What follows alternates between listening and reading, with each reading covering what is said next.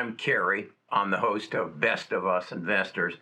Yesterday, one of my tribe members, where we meet on the Discord, brought to my attention that Kathy Woods had made another prediction as to what Tesla was going to do, and she came up with a number that it was going to reach $3,000 a share. Well, it's at about 750, and she said it would do that by 2025. So I wanted to do some research and see if, in fact, if it's possible, and if, in fact, what is she based it on. I recall back in 2018, she said it would reach $4,000 a share. And if you don't dig a little deeper, you think that's pretty outrageous. But the fact is, Tesla since then, since the 2018, has done a 5-to-1 split. And in fact, that would make that $4,816 a share. And it hit that on January the 8th of 2021. So she was accurate. Just you got to understand the numbers. So then she came out in February of 2020 and said it would hit $7,000 a share. That would be the equivalent, split adjusted, for $1,400, which would be a double from today's price. Not quite a double. So is this now adjusted back down from 7,000 to 3,000 in 2025? And that's a real number. That's not split adjusted. She's saying it will go. So I wanted to look into it and see what the parameters she was setting for it, and where Tesla is now relative to where she says they'll be in 4 years. And is that $3,000 per share from 7,750 today a realistic number? That's what I want to do in this video, as much for my peace of mind as yours and Kathy's. As I said, I have about $125,000 in Tesla. She has about $2 billion in Tesla. And so she's got a vested interest. Do I think she's a pumper and dumper? No, I don't. What I believe is Kathy has more brains put together collectively on this than I do, and I want to better understand her predictions. So that's what I'm going to do in this video. I hope if this is the kind of thing you like, you'll give me a thumbs up. And if you want to get more information on stocks like this and analysis like this, give me a subscribe here while I'm telling you that I'm not your financial advisor. Best of Us Investors presents Kerry Griegmeyer.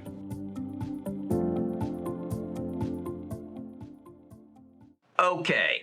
You need to understand, as I said, some of her predictions are split adjusted. So let's deal in real numbers. She's saying by 2025, Tesla will be up to $3,000 a share. That's about a what? About a 5x. She's also saying that they're going to have a market cap of $4 trillion. That would be about a 5x because their current market cap is $774 billion. Is that possible? And what makes it possible? And Kathy says she believes that they will be in the autonomous business, autonomous automobile, and they will be in the ride-hailing business, which I certainly hope they are, because as I have said many times before, I have $200,000 worth of depreciating assets sitting in my garage that I have to pay roughly $15,000 a year to maintain, insure, and kept fed with fuel. So I'm all on her side. I want to empty that garage. I want to turn it into whatever, and with no automobiles, and be able to push my phone on a button and have Uber, Tesla, or whoever the ride-hailing company is to show up with an autonomous automobile of my choosing to take me anywhere I want to go. That's what I'm hoping for. So I'm on the yeah, let's do it Tesla team.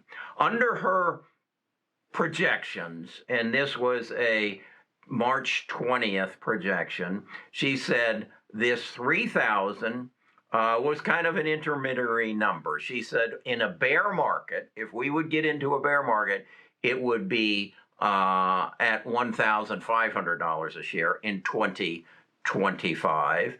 And if it's a bull market, which I am suspecting it will continue to be a bull market as long as the government keeps printing money, it would be $4,000 a share. I'm all okay with that.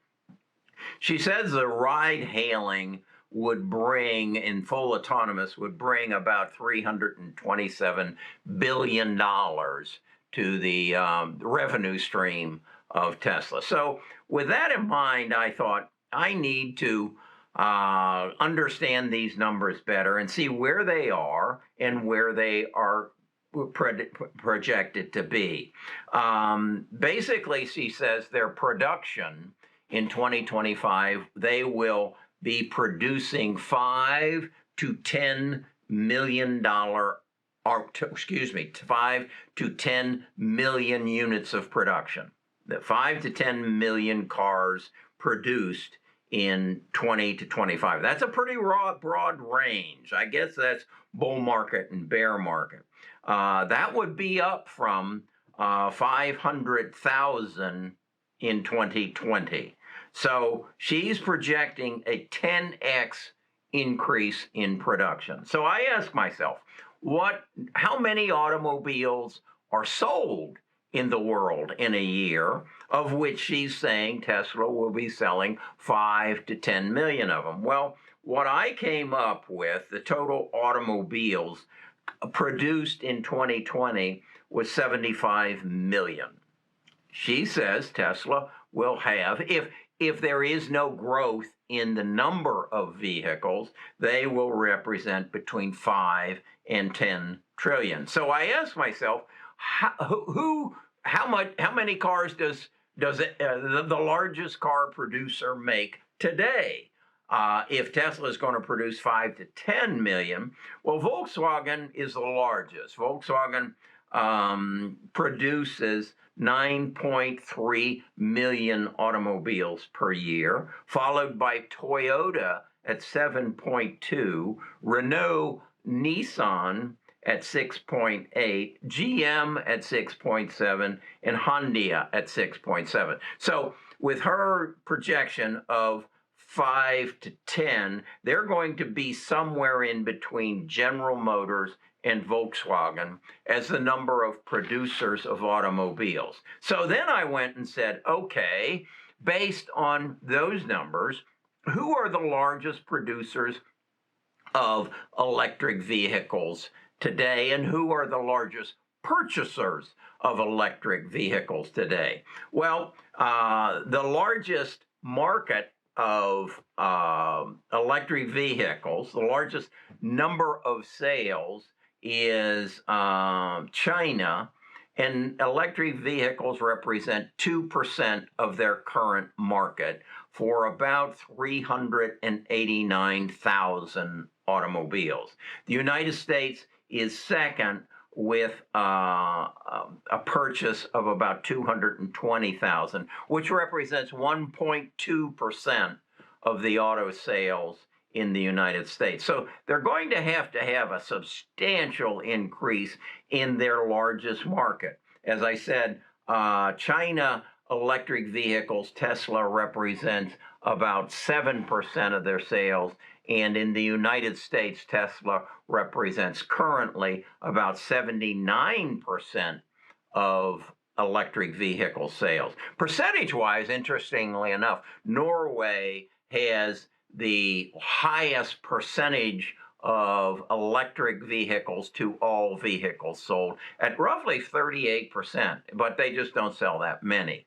I thought that was interesting. So basically it comes down to, in my mind, that the United States isn't going to be able to support this 5 to 10 million vehicles in 2025. They're going to have a big part of that come out of China, and right now, China, someone else represents 93% of the electric vehicles, and I suspect that's NIO, Xpeng, and BYD. They are the three largest producers in China. So it's this achievement of 5 to 10 million by 2025 is very reliant on the U.S. really turning China into their major source of purchases. Because again, they purchased last year 19.2 million vehicles. The United States purchased 14.6, and then it drops off drastically. Japan was third with 4.6 million purchased, and Germany with 3 million. So to achieve what Kathy is saying assumes that they grab a much larger percentage of the Japanese market the Chinese market. And I think that can only be achieved. I've spent a year in China, and the largest electric vehicle sold in China last year was not NIO or Xpeng or BDY. It was one of those small vehicles, because in China, particularly in the big cities, you don't want a large car. I would imagine that if they're going to achieve this, Tesla, they're going to have to bring that price point down from $30,000 to somewhere in the neighborhood of half of that to actually get the numbers they need out of China. So then what I wanted to do was go to my graphs and see what this trajectory has to look like for Kathy's prediction of what was it? Of a share price of 3,000 by 2025. So let's go to the computer and take a look at that. So this is my chart of the tracking of Tesla. I go back to January of 2017, and it runs through current day. And as you can see, Tesla really took off starting in probably November of 2019, and then through the pandemic, it's done quite well. This, in part, I have to believe, is because the government was throwing a lot of money into the economy. Our national debt in January of 2020 was $20 trillion. It's currently $29 trillion. So 1/3 of our national debt has happened in the last year and in the last 18 months. A lot of it landed in Tesla. So I've created this blue line that kind of what creates the trend line that I see in Tesla. And then for Kathy's production or projection, it has to come out to 2025, and that price has to be $3,000. And as you can see, this chart only goes up to 1,000. So I had to take a ruler and say, okay, I got to take this 2/3 higher than it is right now off this screen, and then project a line to what kind of trajectory or trend Tesla has to follow to hit that $3,000 point. And that's what I did with this green line here. I kind of created an imaginary point about 12 inches above my computer screen, and that's the line it came out with. Much to my surprise, I thought it would be ridiculous. Much to my surprise, it pretty much follows closely to the trajectory that Tesla has been on since what I'm calling October of 2019. So is that achievable? Well, from a visual point, certainly it is. I still fall back to what I believe has to happen in order for Tesla to achieve that $3,000 price by 2025 is they've got to capture a much larger part of the Chinese market than they do of the US market. Or you and I have to say, as the United States, we're only going to buy the Tesla. Now, I know that Volkswagen will come up with a car. I know that BMW and Mercedes will come up with a car. And I'm sure that General Motors and Ford will come up with a car. So is Tesla going to be able to sustain, as they have now, 79% of the electric vehicles sold in the United States? Are they going to be able to maintain that? If they can, okay.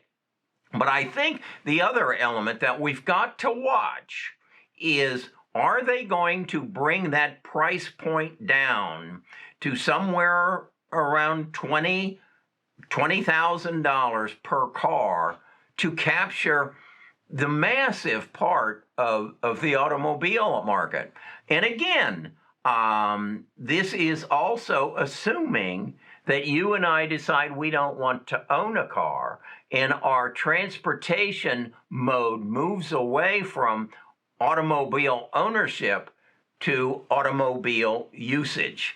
And is that possible or probable? I think it is. I really do. I think as the baby boomers move on, who have a love affair with the automobile, I think the millennials and the Generation Xers quite possibly could say, an automobile isn't an essential part of my life, but if I can pick up my phone and summons a hail for ride car, and it's of my choice what kind it is, the only question I have is then, how do I get to Atlanta? How do I get to the beach?